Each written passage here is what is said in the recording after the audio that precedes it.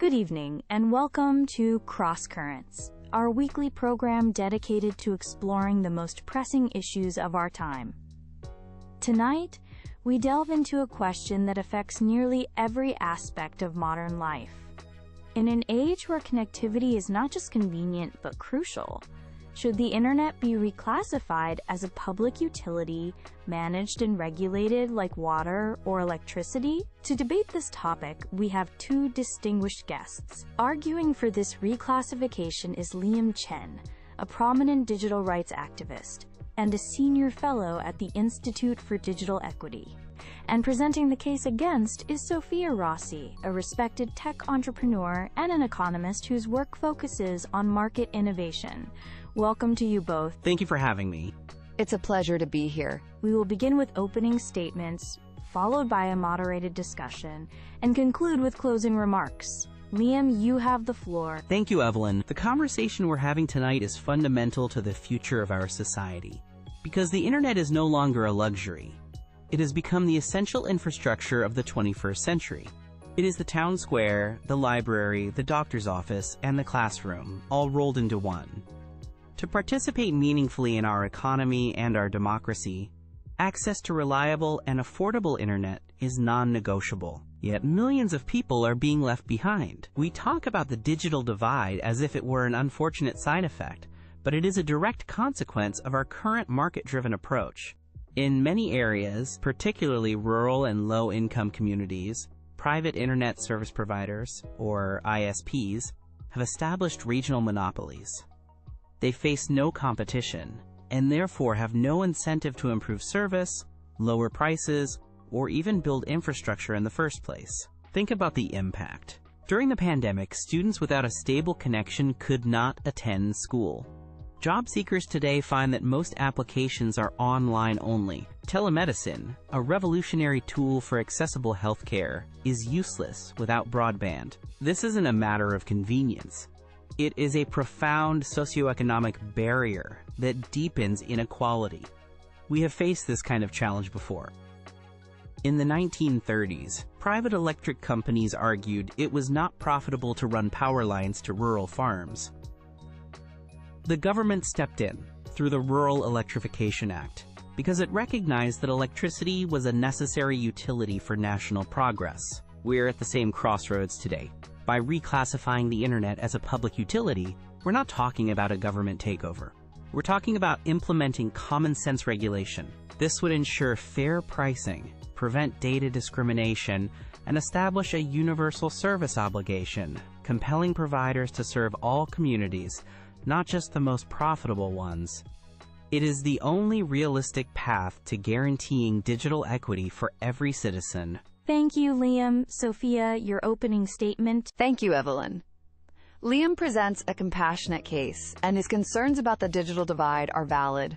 However, the proposed solution, treating the internet like a public utility, is a dangerously misguided one that would ultimately harm everyone, including the very people it aims to help. The internet is defined by its dynamism and its incredible pace of innovation. The current market-driven model, for all its imperfections, is the engine of that progress.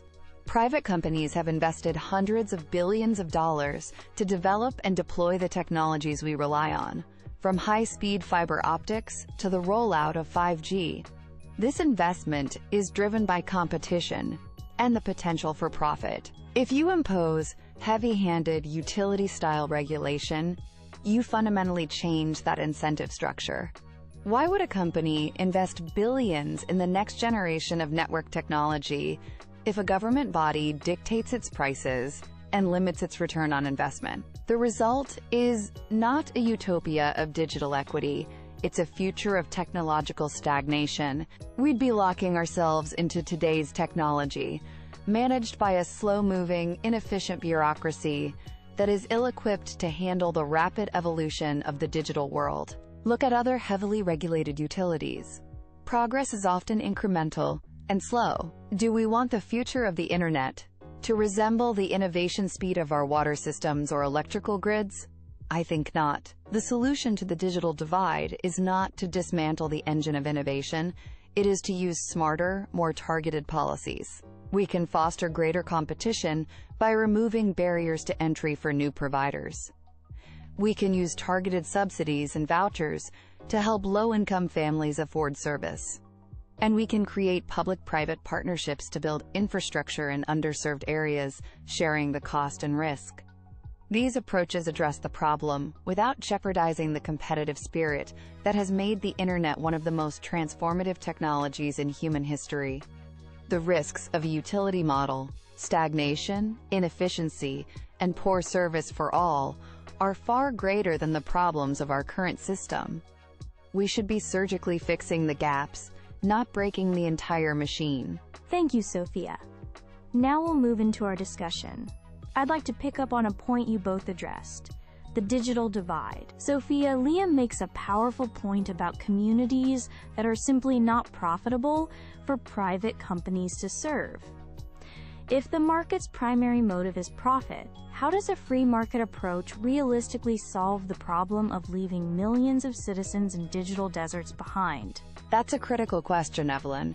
It's a mistake to assume that the only two options are a completely hands-off market or a full-blown utility model. The answer lies in the middle, with intelligent government action that enables the market rather than replacing it.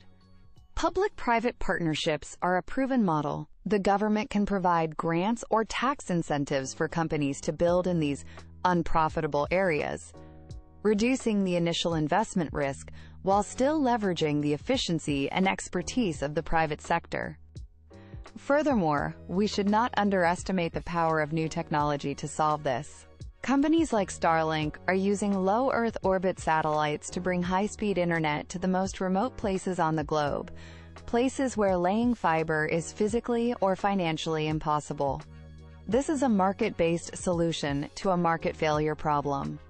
So, we can use targeted government funding to bridge the gap and encourage new technologies that change the economic equation entirely. This is far more flexible and effective than imposing a rigid, one-size-fits-all utility framework. Liam, let me turn to you. Sophia argues that this kind of heavy regulation would stifle the incredible pace of innovation we've benefited from. How do you respond to the concern that treating the internet like the water company won't just leave us with outdated technology and slow speeds for everyone, effectively trading innovation for access? This is a common scare tactic, the idea that any regulation automatically equals stagnation. It fundamentally misunderstands what utility regulation is designed to do. The goal is to set a floor, not a ceiling. Regulating the internet as a utility means establishing a baseline of service, ensuring that every citizen has access to a reliable, affordable connection that is sufficient for modern needs, such as remote work or education.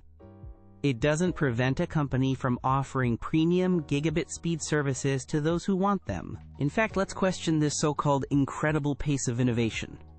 Where is it happening? It's overwhelmingly concentrated in affluent, densely populated urban centers where providers compete for high-value customers. Meanwhile, vast swaths of the country are left with one mediocre provider and no alternatives. The current model doesn't foster universal innovation, it fosters selective innovation. It's a system where the rich get faster and the poor get left behind. A utility model ensures that the foundation is strong for everyone. True innovation can then be built on top of that universal access, not in place of it. Let's talk about prices, a key concern for consumers. Sophia, you advocate for competition as the best price controller. But in areas with a single provider, a local monopoly, how can consumers be protected from price gouging without the regulatory oversight that Liam proposes? It's true that a monopoly is not a competitive market, and price gouging is a real risk. However, the answer is not to regulate the monopoly, but to break it. We need policies that make it easier for new competitors to enter the market. This could mean allowing municipal broadband networks to compete, or ensuring that new providers have fair access to existing infrastructure, like utility poles. When consumers have a choice, even if it's just between 2 or 3 providers, prices naturally come down and service improves. Imposing price caps, which is a hallmark of utility regulation, Sounds good in theory, but it can backfire. If the price is set too low, it removes the financial incentive for companies to invest in maintaining and upgrading their networks. You might get a lower price today, but you'll pay for it with a deteriorating network tomorrow. If I may, the idea of just breaking the monopoly is something we've been hearing for decades, and it hasn't worked. The physical infrastructure of broadband creates a natural monopoly in many areas. It's incredibly expensive to have 3 different companies dig up the streets to lay 3 separate fiber optic cables. That's precisely why a utility model is appropriate. It acknowledges this reality. We don't expect 3 different water companies to run pipes to our homes. We regulate one and ensure it provides fair service at a fair price. And as for price caps stifling investment, regulation can be designed intelligently to allow for a reasonable rate of return on investment. It prevents predatory pricing, it doesn't eliminate profit. It balances corporate interest with the public good, which is exactly what the current system fails to do. We are nearing the end of our time. I'd now like to ask each of you for a brief closing statement. Sophia, you may begin. Thank you. This has been an important discussion. Ultimately, while we all share the goal of universal connectivity, we must be cautious about the path we choose. The internet is not like water or electricity. It is a complex, rapidly evolving ecosystem of technologies. To subject it to a rigid, slow-moving utility framework would be a historic mistake, one that would trade our future of innovation for the illusion of security. It would protect us from the monopolies of today by creating a government-sanctioned, technology-stagnating monopoly for tomorrow. The better path is to foster a vibrant, competitive marketplace, while using precise, targeted government support to connect those who are left out. Let us choose a future of dynamism, entrepreneurship, and choice, not one of restrictive, top-down regulation. Thank you, Sophia. Liam, your closing statement. Thank you. This debate is about more than just technology. It's about social and economic justice. For too long, we have treated internet access as a consumer good, allowing the market to decide who gets to participate in the digital world and who doesn't. The results are clear: a deep and persistent digital divide that reinforces existing inequalities. Classifying the internet as a public utility is not about stifling innovation. It's about building a foundation of universal access upon which everyone, not just large corporations, can innovate and thrive. A society that claims to value equal opportunity must ensure that the digital gateways to that opportunity are open to all, not just to those who live in the right zip code or can afford a premium ticket. It is time to declare the internet a fundamental right for all. Thank you, Liam, and thank you, Sophia, for a truly insightful and spirited debate. You've clearly articulated the central challenge we face: how to balance the urgent need for universal, equitable access with the desire to foster the rapid, market-driven innovation that has defined the digital age. That's all the time we have for Cross Currents this week. Thank you for joining us. Good evening.